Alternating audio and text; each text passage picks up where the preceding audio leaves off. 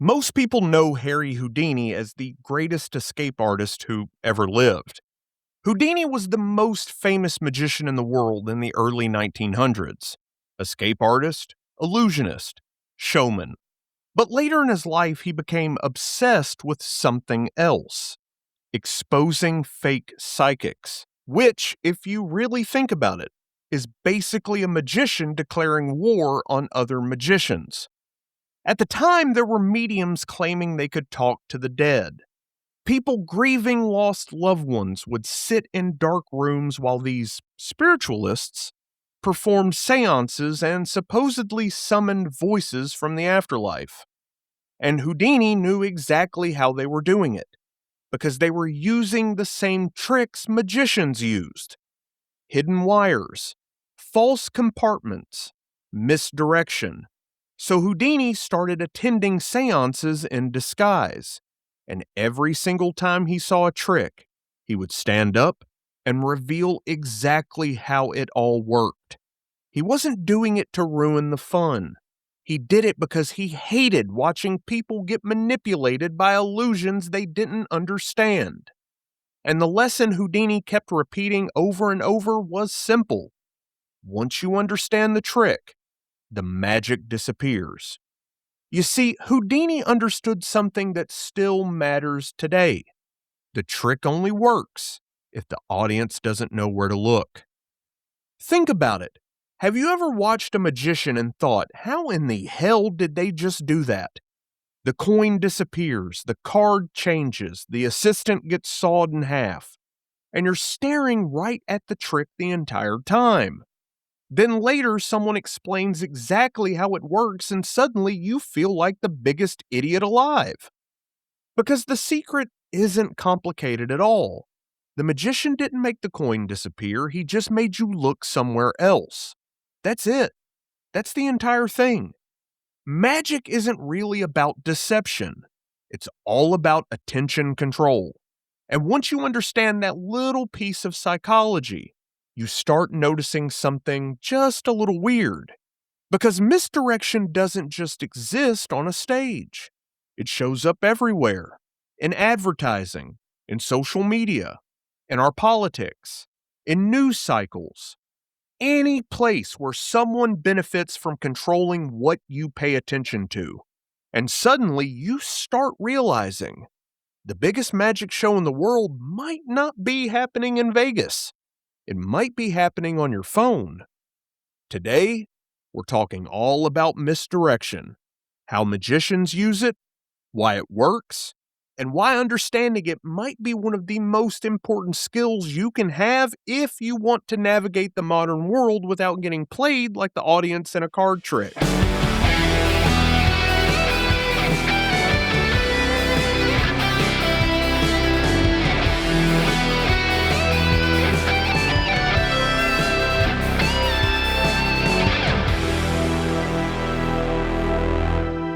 Hey, and welcome back to the Average Joe Nerdcast. I'm Nate, your resident Average Joe, professional nerd, nostalgia archaeologist, and today, apparently a guy who's about to talk way too seriously about magic tricks. Now, don't panic, I'm not about to start pulling rabbits out of hats. You see, creepy producer Steve already told me we're not allowed to bring livestock into the recording studio again after, well, we'll just call it the incident. And before we dive in, just a quick heads up.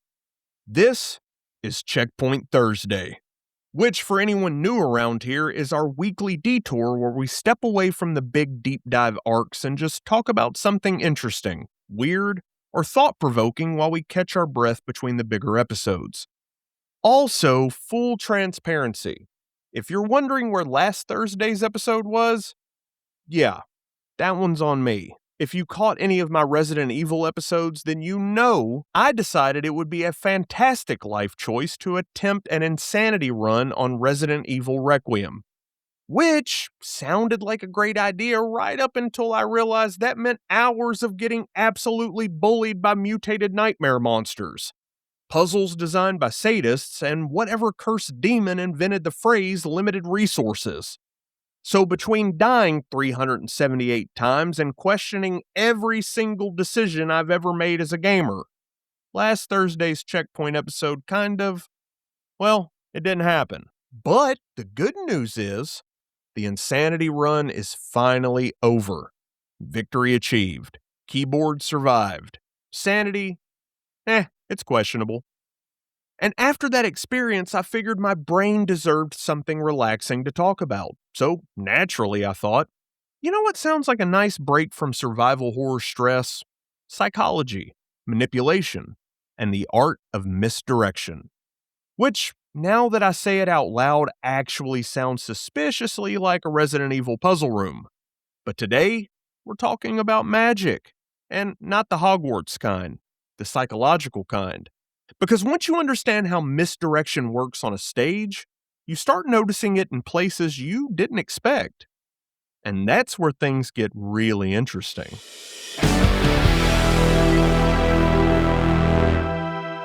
Here's something that blew my mind when I first started looking into how magic tricks actually work. You see, most tricks are shockingly simple. I'm serious, like embarrassingly simple. Magicians aren't hiding incredibly complicated mechanics. They're just controlling your attention. There's a fundamental rule in stage magic called the misdirect. The magician creates a moment that pulls your eyes somewhere dramatic. Big hand motion, big smile, big showmanship.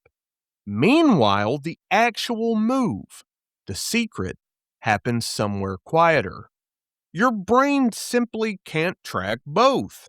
And the wild part is, magicians know this down to a science. They study eye tracking, body positioning, timing of movement, audience reaction patterns. They know exactly when to move, exactly where your eyes will go, exactly how long your brain needs to process something before it looks somewhere else. So, in other words, they're not just fooling your eyes, they're fooling your attention. And once you realize that, the trick suddenly becomes completely obvious. And fun fact, when I was a kid, I actually tried to learn a few magic tricks. Like every other kid in the 90s, I had one of those little magic kits that I picked up at the Scholastic Book Fair. Plastic wand, fake coins, cards that were definitely not regulation casino grade. And I remember practicing in the mirror thinking I was about to become the next David Copperfield. And then I tried to show my mom, and she immediately said, "Nate, I can see the coin in your other hand." Magic career ended instantly. Dream shattered. Turns out, I was terrible at misdirection. But that moment stuck with me because it revealed something very important. The trick only works if the audience doesn't know where to look. And another thing magicians rely on is assumptions. Your brain fills in the blanks automatically. You assume the hat is empty. You assume the box is solid. You assume the assistant couldn't possibly fit in that tiny space. But magicians, they don't fight those assumptions. They weaponize them. The trick works because your brain confidently tells you something is impossible, when in reality, you just didn't check closely enough. Which, by the way, is also why my childhood magic career ended the moment my mom looked directly at my other hand. And the reason misdirection works is because of something called selective attention. You see, our brains cannot process everything happening all around us, so they filter constantly. Your brain prioritizes novelty, emotion, threat, movement, which means if something dramatic happens in your field of view, your brain automatically locks onto it. Meanwhile, quieter information fades into the background. There's actually a famous psychology experiment that proves this perfectly. Participants are asked to watch a video of people passing a basketball and count the number of passes. While they're focused on counting, a guy in a full gorilla suit walks directly across the screen, stops, beats his chest, then walks away. Which, by the way, kind of sounds like the weirdest TikTok ever. But more than half the viewers never even notice the guy in the gorilla suit. and they were staring directly at the screen the entire time. But you see, their attention was somewhere else. That's how powerful attention control is. If you can control where people focus, then you can hide things in plain sight. Magicians figured this out centuries ago, but they're not the only ones who use it. And real quick, the wild part about that experiment is people don't believe it until they see it for themselves. Everyone always thinks, there's no way I'd miss a guy in a gorilla suit. And then they watch the video and realize, oh no, I absolutely would. Which is humbling, because it reminds you exactly how confident we all are in our perception, even when our perception is incredibly easy to manipulate. And once you understand misdirection, you start noticing it everywhere. Any system that competes for attention uses it. Advertising does it. Social media does it. News cycles absolutely do it. And political systems? Well, they've understood the value of attention control for thousands of years. Ancient Rome had a phrase for it: bread and circuses. You see, when citizens started getting angry about economic issues or political corruption, the empire responded with massive public spectacles, gladiator fights, festivals, games. Entertainment wasn't just entertainment, it was a pressure release valve, a distraction. And not because Romans were stupid, but because humans are human. Give people something dramatic to focus on, and suddenly the complicated stuff fades away from view. So fast forward to today. Now, the stage is global, and the lights, well, they're brighter than ever. But here's the twist magicians never had. Magicians only had a few hundred people in a theater. While today, we have algorithms, and algorithms are basically misdirection machines. Just think about how a normal day online works. You open your phone. One headline makes you angry. The next one scares you. The next one makes you laugh. The next one makes you furious all over again. And before you know it, an hour has gone by and your brain has been yanked in 10 different emotional directions. That's not accidental. That's the attention economy. The more emotionally intense the story is, the more engagement it generates. And the more engagement it generates, the more the algorithm pushes it to everyone else. Which means the loudest story always rises to the top, whether it's the most important story or not. Social media platforms are designed to show you the things most likely to trigger engagement, not necessarily the most important things, the most emotionally stimulating things: anger, fear, outrage, conflict, drama. Those emotions drive clicks. Clicks drive engagement. Engagement drives revenue. So the algorithm learns something about human psychology very, very quickly. The loudest story always wins. The scariest headline spreads fastest. The most emotionally intense topic dominates the timeline, which means the digital world constantly amplifies the dramatic hand gesture. And the quieter stories, they disappear below the fold. So what do you actually do with that information? Because the goal here isn't paranoia. The goal is just awareness. When a giant headline suddenly dominates every conversation, pause for a second. Ask yourself, what else is happening right now? What stories are getting less attention today than they were yesterday? What policy discussions quietly disappeared from the conversation? And sometimes, the answer is a big fat nothing burger. Sometimes big events really are just big events. But sometimes, you might notice the quiet hand moving, and once you start watching both hands, well, then the trick gets a lot harder to pull off. There's actually a famous political phrase that perfectly captures this idea: wag the dog. The phrase comes from the idea that sometimes the tail ends up controlling the dog instead of the other way around. You see, in politics, it refers to situations where a major external event or crisis suddenly dominates public attention at the exact moment a leader is facing uncomfortable scrutiny at home. The idea isn't that every crisis is manufactured. I mean, it's far from it. But historically, governments have absolutely understood that external threats unify people in ways domestic scandals never do. When a nation believes it's facing danger from the outside, internal fights tend to pause. Criticism quiets down, and the national conversation shifts.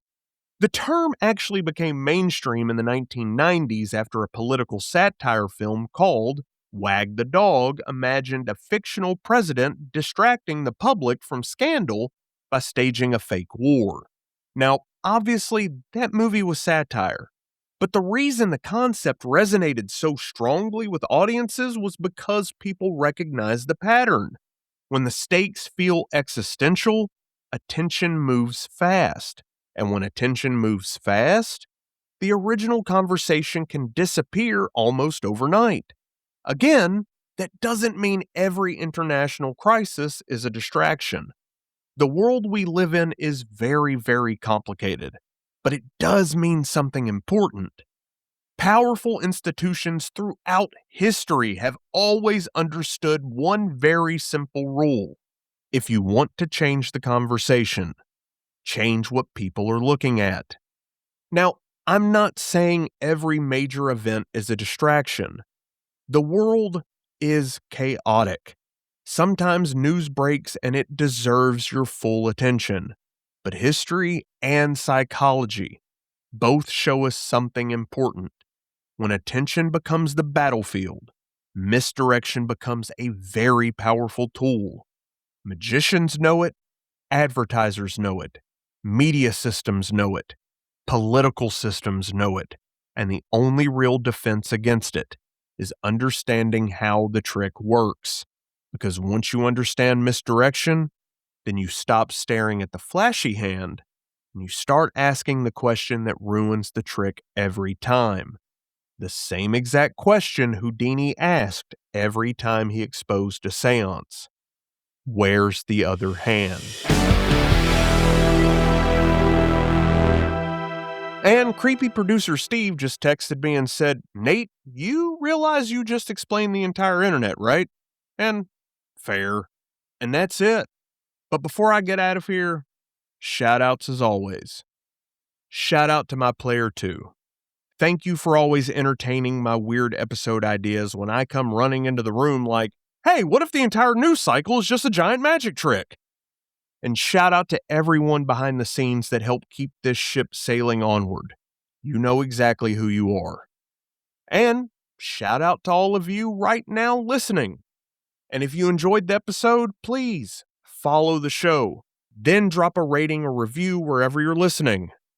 And then please come hang out with us in the Average Joe Nerdcast private Facebook group. I'll drop the link to the page in the show notes, or you can head right over to Facebook and in the search bar, just search Average Joe Nerdcast the lobby, and you will find the page. The lobby, it's always open. And around here, we try to keep both hands in view. So until next time, stay gold, nerd bold, and remember, the trick only works if you're watching the wrong hand. I'll catch you on the next one. Today's episode of the Average Joe Nerdcast was brought to you by Attention Span Plus. Are you tired of opening your phone to check one notification, and suddenly it's 47 minutes later and you've somehow watched 3 conspiracy videos, 2 cooking tutorials, a guy pressure washing a driveway in Ohio, and a raccoon stealing cat food? That's not your fault. Your brain is under attack. That's why you need Attention Span Plus, the only supplement scientifically engineered to help you notice the other hand. With patented ingredients like critical thinking, media literacy, and a powerful daily dose of, wait, what else is going on right now? Just 1 capsule a day helps you reset algorithmic distraction and keep your focus where it actually matters. Side effects may include asking better questions, reading past the headline, and occasionally ruining a magician's card trick. So if you're ready to reclaim your attention, ask your doctor about Attention Span Plus today, because the trick only works if you're watching the wrong hand. Game over.